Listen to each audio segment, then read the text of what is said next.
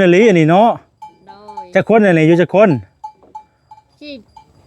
ฮะแม่นบ่นี่ลูกบ่นี่ปาตัวลูกหลายคนในลีเนาะนี่บ่ได้มาฮะทันมาแห่งหลายยังบ่ทันได้มาเบิดบ่นี่ปาตัวขนาดยังบ่ทันได้มาเบิดเด้อนี่เนาะจะคนรวมเบิดนั่น10 คนแม่นลีบ่นี่บ่ได้บ่เรียนบ่ป่า10 คนพี่น้องเอ้ยเนาะขออนุญาตนี่ไม่ให้แน่มาเพิ่นยังบ่ทันได้มาเบิดได้นี่เนาะขนาดบ่ได้มาเบิดทุกคนได้นี่10 คนบ่ลูกนะ10 คนทั้งพ่อทั้งแม่ก็10 คนไล่รวมทั้งพ่อทั้งแม่ก็10 คนอ๋อแปลว่ารวมทั้งเบิดทั้งพ่อทั้งแม่น่ะ10 คนแต่ว่าลูกแท้ๆนี่มีจักคนลูกแท้ๆคือ9 คน9 คนว้าลูก9 คนพี่น้องเอ้ยเนาะอันนี้เฮือนบ่เฮือนเจ้าบ่นี่โดยเฮือนชานเพิ่นกาพี่น้องเอ้ยเนาะผู้สิผู้พังเบิดเลยเนาะผากระตุ้มกระต่าย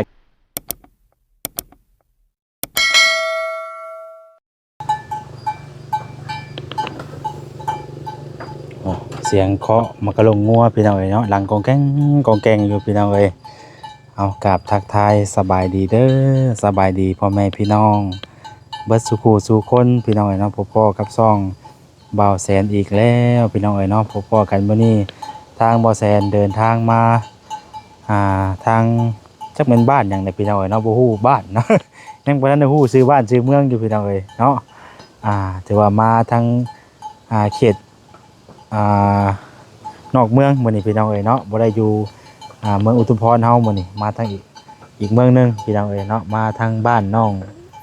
งดินดาเนาะที่ว่าเขตของทางบ่าวพรเพิ่นกำลังสดซอยอยู่ตอนนี้แหละพี่น้องเอ้ยเนาะกำลังรวบรวมเงินเนาะสิซื้อดินซื้อดอนให้นั่นแหละพี่น้องเอ้ย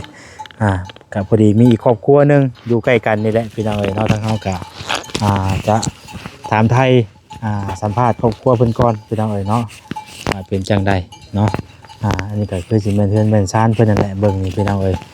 มุงดังหญ้าเนาะเฮือนเพิ่นนี่ก็ได้เนาะเดี๋ยวเฮาสิขึ้นไปสัมภาษณ์ครอบครัวเพิ่นก่อนพี่น้องเอ้ยตัวเขตนี้บ่แม่นทางบ่น้อยเพิ่นได้สอบถามแล้วว่าด้วยจังใดพี่น้องเอ้ยเนาะทางเฮาก็เห็นผ่านคลิปอยู่เนาะตัวอยู่กันจักคนเด้อันนี้เนาะขออนุญาตขึ้นเด้อโดยตัวพี่น้องเอ้ยดูกันจะคนได้อันนี้เนาะโอ้สิบ่ฮักบ่นี่คันใดนี่เนาะอึ๊บโอ้ตัวอยู่กันหลายคนเลยอันนี้เนาะจะคนอะไรอยู่จะคนฮะแม่นเบิดบ่นี่ลูกบ่นี่ตัวลูกหลายคนเลยเนาะนี่บ่ได้มาฮะทันมาแห่งหลายยังบ่ทันได้มาเบิดบ่นี่ตัวขนาดยังบ่ทันได้มาเบิดเด้อนี่เนาะจะคนรวมเบิดนั่น10 คนแม่นลีบ่นี่บ่ได้บ่เรียนบ่10 คนพี่น้องเอ้ยเนาะขออนุญาตนี่ไม้ให้แน่อันขออนุญาตเด้อว่าเซ็นนี่ไม้ก่อนพี่น้องเอ้ยไปโอเคเพิ่นจะขึ้นทั้งเฮือนเลยอันนี้ก็อาจ้อจะขึ้นทั้งเฮือนลองไหมพี่น้องเอ้ยพ่อถืออยู่วะนี่ฮะพ่อถือวะคนนั้นมานั่งอยู่พี่จุมานั่งอยู่พี่นั่งดงเนาะนั่งอะไรมานั่งเรียงกันดิมานั่งเรียงกันเด้อผ่านหลับนี่อาเจกันมันนั่งอยู่ไหนก็ได้พี่น้องเอ้ยเนาะอันนี้จะมาเพิ่นยังบ่ทันได้มาเบิดได้นี่เนาะขนาดบ่ได้มาเบิดทุกคนได้นี่10 คนบ่ลูกนะ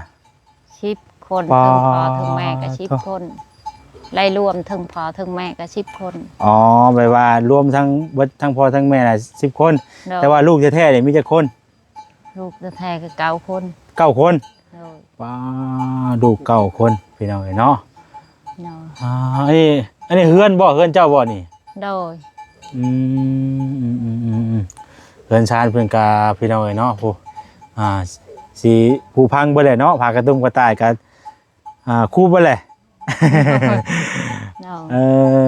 เอาก่อนอื่นก็ขออนุญาตถามชื่อถามเสียงเพิ่นก่อนพี่น้องเอ้ยเนาะ เนาะ เจ้าอายุจักปี จ้ะ บ่ฮู้อายุอีก บ่ฮู้ จำบ่ได้เนาะ โดยจำบ่ได้แหละ ผู้นี้ชื่อหยังนี่ มุก ชื่อมุก โด ชื่อมุกผู้นี้เด้ฮะ ทองไข่ทองอันนี้ ทอง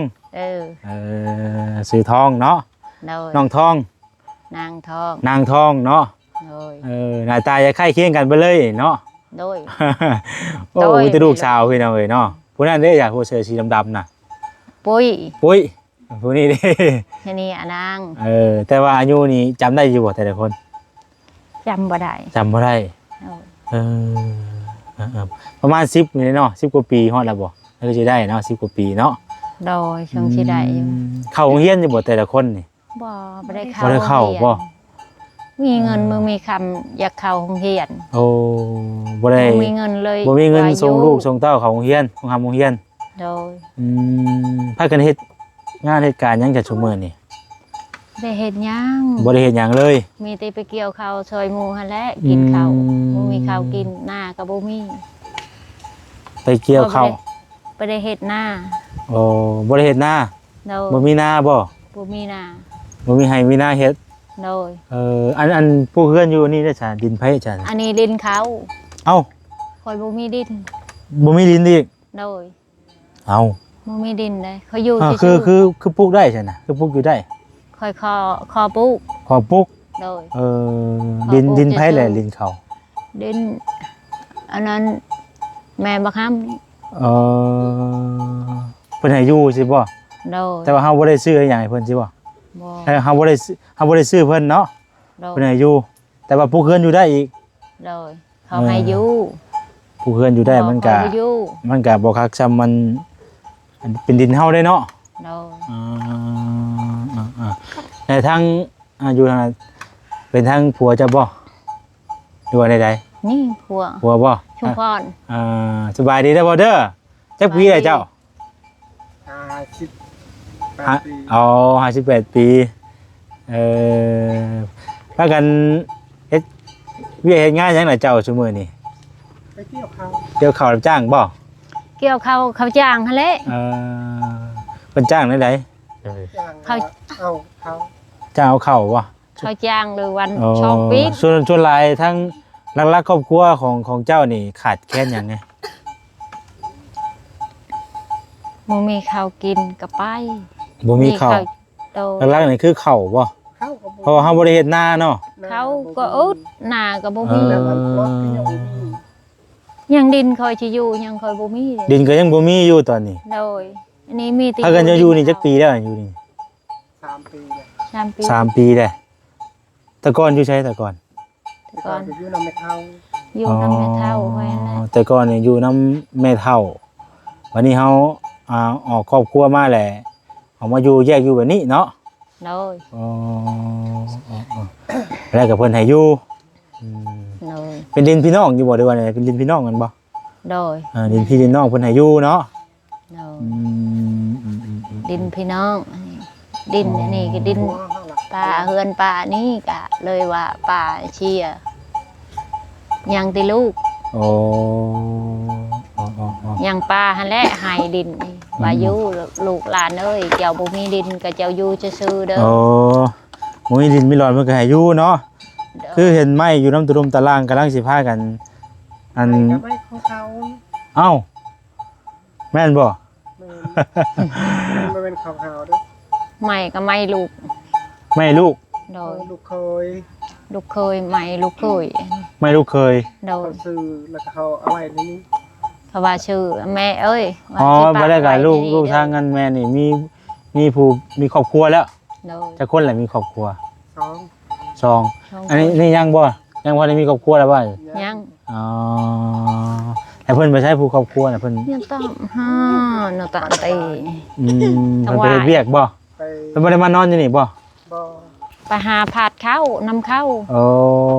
พอมีเขาว่า ออก เจ้าหาได้ลูกเอ้ย เกี่ยวข้าวใส่ข้าวเนาะ ข้าวฮะ อันนี้คือช่วงตอนเร่งได้พี่น้องเอ้ยเนาะ โดย ปกตินี่อยู่เฮือนอยู่บ่นี่ อยู่เพื่อน เรา แต่ละ อยู่เพื่อน อ๋อบ่ได้พากันไปหาหั่นอันนั้นนี่มาขายบ่ไปบ่ยามไปก็ไป ยามไปกับไป อันนี้ถือจังว่าช่วงอยู่เฮือนพอดีเนาะ ถือจังว่าช่วงอยู่เฮือนพี่น้องเอ้ยเนาะอยู่ร่วมกันหลายคนเติบได้เนาะนี่2 4 6แล้วอยู่นี่เนาะยังสิมีไม้อยู่บ่ตอนแรกนี่ที่ว่าดูร่วมกันแต่ซ้ำนี่ตอนนี้น่ะ บ่ได้มื้อตัวนั้นหันเขาไปอยู่น้ำเอื้อยไปเกี่ยวข้าว น้ำเขาไปหาพา อืม ไปหาพัดเข้าบ่ได้มื้อ ไปน อืม ำขอ ไม่เอากระเพาะ ลูกคอยครับนึงหันพุ่นอยู่บ้านน้ำผู้เกี่ยวข้าวอยู่พุ่น ผู้นี้ลูกหลานบ่ผู้นี้นะ ผู้นี้ผู้หลา เอาผู้ใดใช่ผู้นี้หลานบ่ อันนี้ล้าน อ๋อหลาน ผู้นี้ลูกหลานเนาะ เด้อเฮ้ยผู้นี้แหละลูกหลาน บ่ได้เข้าแต่โรงเรียนเนาะ บอก แต่ละคนก็ได้โอ้ยพี่น้องเอ้ยเขาแต่โรงเรียนน่ะมีเนาะแต่ว่าบ่ได้ส่งลูกเข้าเรียน คันอยากชมบ่มีเงินมีค้ำอยากให้มันไป อืม บ่มีเงินอยากเข้าโรงเรียนเลยว่าอยู่ อืม พ่อแม่ก็บ่จักเดี๋ยวแนวจะหา อืม ก็อยู่ นี่แหละดูตามนี่แหละพี่น้องหาอยู่หากินไปแต่ละมื้อเนาะ โดย หมองอยู่หมองเช่าเป็นกันนี่แหละพี่น้องเอ้ยตัวว่ากันนอนอยู่นี่ โดย อันนั้นจักห้องจักหมองนอนนี่อยู่นี่นะ ห้องบนนอนนั่นแหละ3 คน อ่า สามพอ พื้นไฟใช้ได้ใช่มีไฟฟ้าอยู่บ่นี่ บ่มี บ่มีบ่ โดย บ่ได้มีไฟฟ้าอะไรพี่น้องเนาะไผจะนอนทางนี้ลูกสาวบ่ ลูกสาวนี่แหละเนาะ เอาห่มบาแพรพี่น้องเนาะที่นอนนั่นนี่คือบ่ลงมานอนน่ะคืออยู่เทิงผู้น่ะ แต่ลง มี บ่ได้ บ่ ลงนอนและของลูก ของลูกบ่ โดย ไม่ต่อที่ว่าอยู่นี่เพิ่นก็ของลูกคือเก่าเนาะ โดย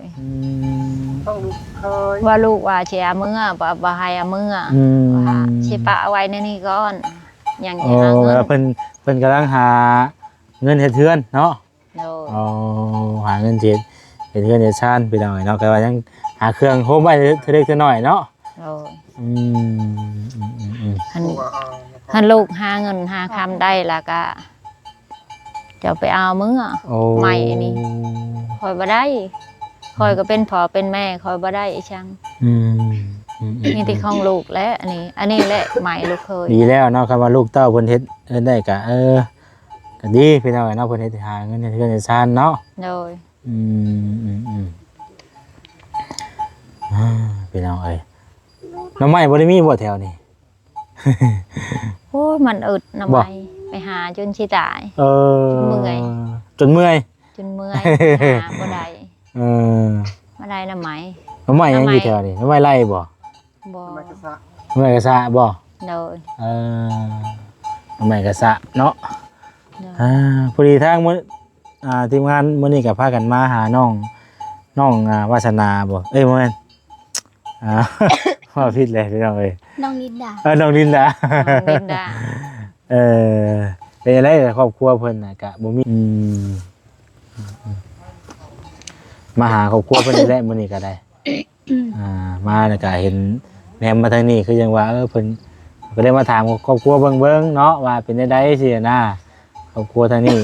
ขาดเคินหยังว่าก็คือเอาน้ำจำปาเนาะคือไอแท้เนาะ เห็นว่าเป็นไอช่วงนี้เนาะ โดย อากาศเปลี่ยนเนาะ อากาศเปลี่ยน อากาศเปลี่ยนอากาศเปลี่ยนพี่น้องเนาะอากาศเปลี่ยนคนกับเปลี่ยนคือกันเนาะ โดย คนกับเปลี่ยนพี่น้องเป็นว่าเป็นไอโอ้ยเนาะเอาซะพี่น้องเนาะทางเฮากับมาถามไทยครอบครัวเพิ่นเบิ่งเนาะก็เรื่องราวกับประมาณนี้แหละพี่น้องเพิ่นก็หาอยู่หากินไปแต่ละมื้อแต่ละวันเนาะ โดย เลี้ยงลูกเลี้ยงเต้าไปนั่นแหละพี่น้องลูกก็หลายคนเพิ่นว่าหน้าเฮ็ดก็บ่มีเนาะ โดย คือหลักๆอีกนี่คือเรื่องข้าวเรื่องน้ำลูกก็หลายคนว่าซั่นซะเนาะ โดย เรือนชานนี่ก็คือเห็นกันนี่แหละพี่น้องเอ้ยเพิ่นก็อาศัยอยู่นี่ 2-3 ปีแล้วเนาะ โ โดย อ่านจอขึ้นมาอีกได้อ้าวไอ้มันขึ้นไอ้มันขึ้นได้บ่ มันลงใช่ เพิ่นเคยขึ้นนอนทางเฮือนบ่ มันเคยขึ้นเหือน เอาพี่น้อยเนาะทางบ่แซงกับบ่มีหยังได้มามื้อนี้ก็เดี๋ยวเบิ่งก่อนเบิ่งเงินเบิ่งคำก่อนเดี๋ยวเฮาก็บ่มีหยังให้มาให้เพิ่นมื้อนี้ก็นี่แต่สิเอาเงินนี่แหละให้พอได้ซื้อน้ำซื้อน้ำกินเด้ออาจจะแม่เด้อขอบใจเด้อ พอได้ซื้อเด้อซื้อน้ำซื้อน้ำให้ลูกกินพี่น้อยบ่ได้มีหยังที่ไม้ที่มือมามื้อนี้ก็เนาะเฮาก็เป้าหมายว่าสิมาหาน้องเพิ่นนี่แหละยังบ่ทันได้ฮู้เรื่องราวครอบครัวเพิ่นปานใดเนาะจังหน่อยเขาจะเข้าไปถามไทยเพิ่นเบิ่งพี่น้องว่าเป็นได้ใดถนนหนทางนี่ก็อยากยากแน่ทางนี้เนาะพี่น้องเอ้ยเอาพากันสู้ๆเด้อเนาะพี่น้องเอ้ยไปๆจะทำบ่แซนสิขอจบคลิปซะก่อนเนาะมาขอไมค์มาโทษเด้อเนาะเอาสบายดีอยู่สบายดีปะดุงอยู่โดยแต่มีโอกาสเนาะวันหน้าวันไหนกะสิมาเยี่ยมมายามใหม่เด้อผู้ใดแต่มีโดยผู้ใดมีโอกาสก็สิมาเยี่ยมยามใหม่ไปหน่อยเนาะมื้อนี้ก็มีโอกาสมาถามไทยครอบครัวเพิ่นเนาะเพิ่นก็เป็นครอบครัวนึงที่ขาดแคลนคือกันพี่น้องเรื่องข้าวเรื่องน้ำเนาะนี่เห็นสภาพเพื่อนชาติกับฝนตกฝนลิ้นห่วยจะบ่หัวบ่โทษบ่นี่ถ้าจะเอาสังกะสีใส่ก็บ่ได้เนาะมันเป็นม้วนเป็นมุงหญ้าเนาะที่น้อยลมหันฝนตก เพิ่งไปเลยเปียกมึง เอาฝนใส่เข้าข้างนี่โอ้เนาะนั่งอยู่บ่ได้นอนเด้เนาะเพิ่นก็พากันอยู่นี่กันหลายคนพี่น้องเอ้ยอยู่ดีมีแห้งเด้อโอ้ยโชคดีอึ๊บโอ้หูลั่นตับเนาะคันไหลกันเนาะ